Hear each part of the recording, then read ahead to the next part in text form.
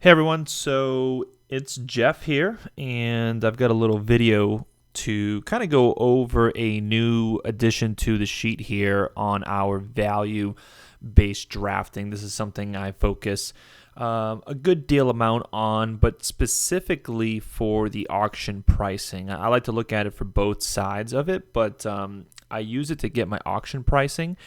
Wanted to show you guys how it works and how you guys can customize it for your own league if it's not customized enough for you, and kind of what to look for. So, a lot of you guys might have already downloaded and looked at our 2017 projections. And so this is kind of what it looks like, right? You have at the top here all your positional rankings, and this is in a Mac, of course, but I'm going to export this into an Excel for you.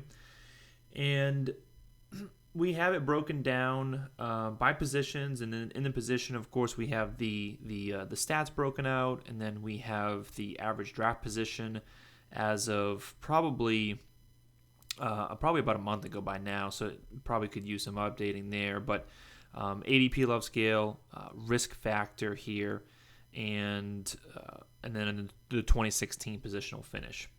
And the areas I wanted to focus on primarily in this video was showing you this column right here and this column right here, and the auction pricing. So all four of these right here. So what we'll see is we've got the valued base points. This is for a 2-quarterback league. This is for a 1-quarterback league. Now, just right off the bat, take a look at that. How much of a difference the value above the replacement level, the reserve player for an Aaron Rodgers in a 2-quarterback league versus a 1-quarterback league is double the points. So he's twice as valuable in a 2-quarterback league as he is in a 1-quarterback league. And that's what this kind of represents. Well, how do we get this number? So let's go ahead and show you the VBD/auction tab here. Here is the formula. And it's pretty straightforward once you kind of know what it looks like. I've got one for 2-quarterback league, and I've got one down here for 1-quarterback league. And the first thing you want to do is you want to look at how many starters you have at each position. So we've got quarterback, running back, wide receiver. We've got our flexes, tight ends, and then our bench players. And that gives us our total, 150. Well, how many do we think is going to get total drafted? This is a little bit of, an educated guess. So I've done the numbers on prior drafts, so I have a pretty good understanding of where we're going to land in terms of total selected. And so in a 2-quarterback league, 10 team, you have to start 20. Almost every other team gets an additional quarterback, not every one. So 28, for example. And then 48 running backs, 57 wide receivers, a total of 17 tight ends. That gives us our total drafted. And what this does is this represents the total floor at that quarterback position we think is going to be drafted. So 28 running backs. So let's jump quarterbacks. So let's jump over to QB projections. If we click on this right here, we're going to see there's already 3 bars here, 3 rows, right? So we got to go down. 28 plus 3 is 31. That's Jared Goff. And so we're basing the replacement level on Jared Goff at 0 points. He's the 0 person. And that's how we come up with the 186. And we do the same thing with the 1-quarterback league, except that obviously less is being drafted.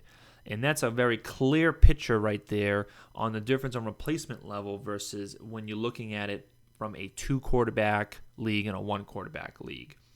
And that's also why I ask a lot on it, well, how many mandatory wide receivers do you have to start? Because as soon as you start getting into 3 mandatory wide receivers in a 12-person league, you really start getting lower on the reserve level. And this number here at 58 starts really jumping up into the 70s. And that really changes the replacement level score for an Antonio Brown in the upper echelon wide receivers as well. So back to getting this value-based drafting point, value above replacement.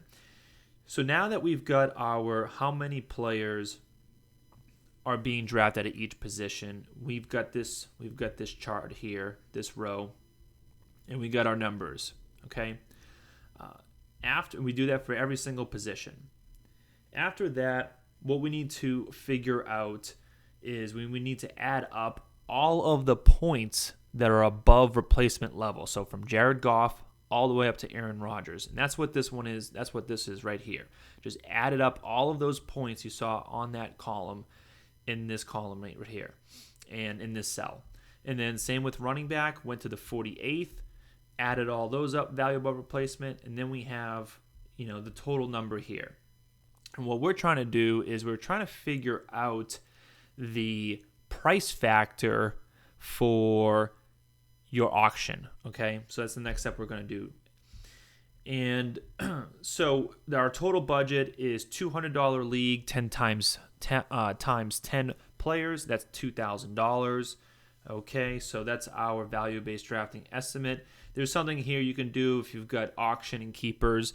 What you want to do is kind of do an inflation cost. I'm not going to really get into that. If you guys want to reach out to me personally, I can help you get into a little bit more of a tricky thing there.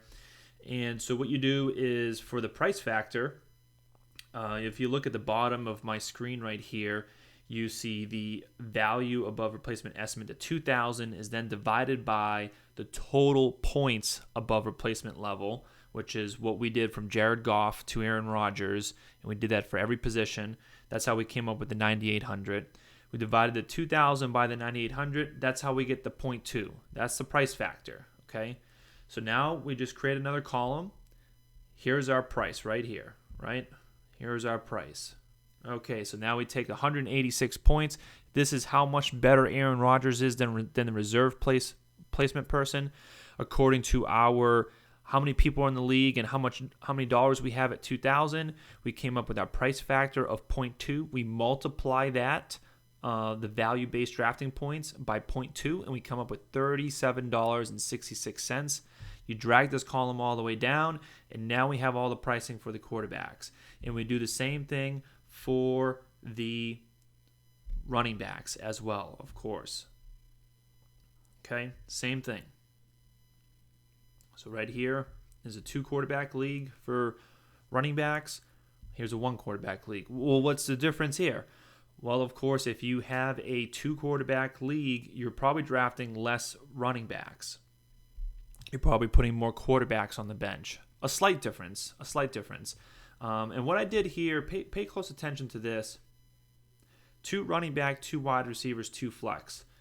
So if you really want to change this up a little bit to be specific to your league, all you have to do is change the starters. If you've got a 12-man league and you have 2 quarterbacks in a 12-man league, you have 24 starters. And then how many are you going to draft? You're probably looking at probably closer to 28, 29 still, maybe 30.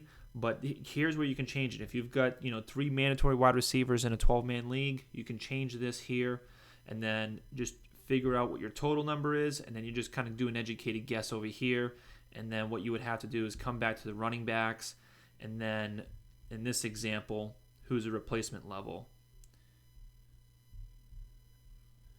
The replacement level person is Shane Vereen. So you would just have to probably go a little bit further down if possible. We've only got 58 people there, and go ahead and put a replacement score on him.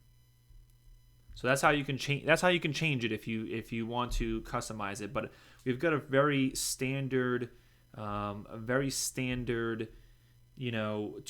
running back, 2 wide receiver, 2 flex. So I think it's going to be relatively close to this. And I've also done 2 quarterback, 1 quarterback pricing, according to the 2-2-2, and of course 1 tight end starting. So I've already got that in place. If you guys really want to customize it, you can. But that's how we came up with the pricing. Here's one thing I would say when you look at this pricing. Actually, let me back up for a quick second. So what we do afterwards to make sure that this comes out correct is we add up all those auction prices, right? We add up everything over $0. We add them all up all the way down from here, all the way down to $0. And we add every single position. We do the same thing. We add them all up here, and we have 1981.64. Okay, for whatever reason, maybe it's supposed to be 0.2015 or something like that. But we're really close to the $2,000. The idea is all of those players that are going to be drafted have to what? They have to come up to $2,000, right? They can't go over, otherwise players are going to be There's just not enough money to go around, and you can't have dollar amounts associated to players and be $500 short, because your pricing is going to be completely way off. So what this kind of shows you here is that 1981 is a $20 difference above your value above replacement price, your total that you have available in the league. So you know you're right on. The pricing is good. So now, what is this pricing? How much should you pay attention to this pricing? The first thing I would say is that your elite players are probably going to go for maybe a little bit more than what you see here, because there's just a premium. What this does is this distributes the money evenly according to, one, your projections. So if you guys want to go around and screw around with these projections, go ahead. I mean, these are just decent projections. If you guys feel strongly about a player, or you want to see how it changes their pricing around, throw in a couple extra touchdowns and just see how it looks. And what I would say is that the elite players typically go for a few 5 to 10% higher than what this auction pricing is. Now, what this auction pricing really does help you do is identify some key targets, right? Like later on, someone like a Bly Powell might not actually go for $15. You might be surprised. You might think, okay, before the draft, that's a very reasonable price. I think I'm going to go after him.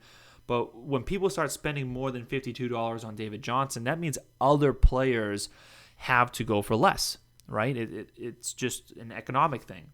So then you can quickly start targeting Bly Powell for less than $15, for example, or at least know what his value price is. That's what I always like to know. As soon as a player gets nominated in my drafts, I quickly look at this sheet. I quickly know what his exact value is. If I want to pay a premium for him, that is okay. That is perfectly fine. Everyone needs to pay a premium for some of these players.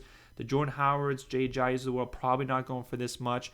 But, if Jay Ajayi is going for, let's say, $45, when David Johnson goes for, let's say, $60, which one are you probably getting a better deal on? You're probably getting a better deal on David Johnson. So that's just an example, and something that you guys can take a look at.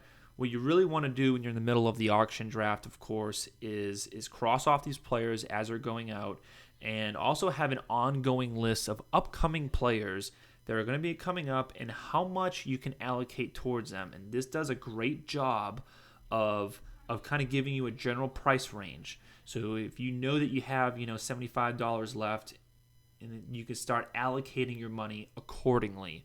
And this also helps you get out of players quickly. As soon as someone that you're not too sure about, Lamar Miller, DeMarco Murray, you're around $24-30. As soon as they start going past that, you feel really comfortable getting out of the race, because you've got the valuation right here, right in front of you, and it's telling you to do so as well. So I think that covers just about everything. Of course, in this sheet here, feel free to change it. It's completely customizable to your league. If you want to change the scoring, you have the QB positional scoring right here. Just change it. 4 points to 6 points for passing touchdown. We'll go ahead and change the scoring. Same for the running backs. If you do a half point per reception, it'll go ahead and change your running back projections, and then it will change the auction pricing, and it will change the value above replacement level. So you might need to resort it, but should be all there for you guys. Just wanted to quickly kind of go over how you come up with the value above replacement points, and then how do you associate that with a auction price and get your price factor. And again, you've got the 1 quarterback level and 2 quarterback level. So hopefully this is helpful for you guys.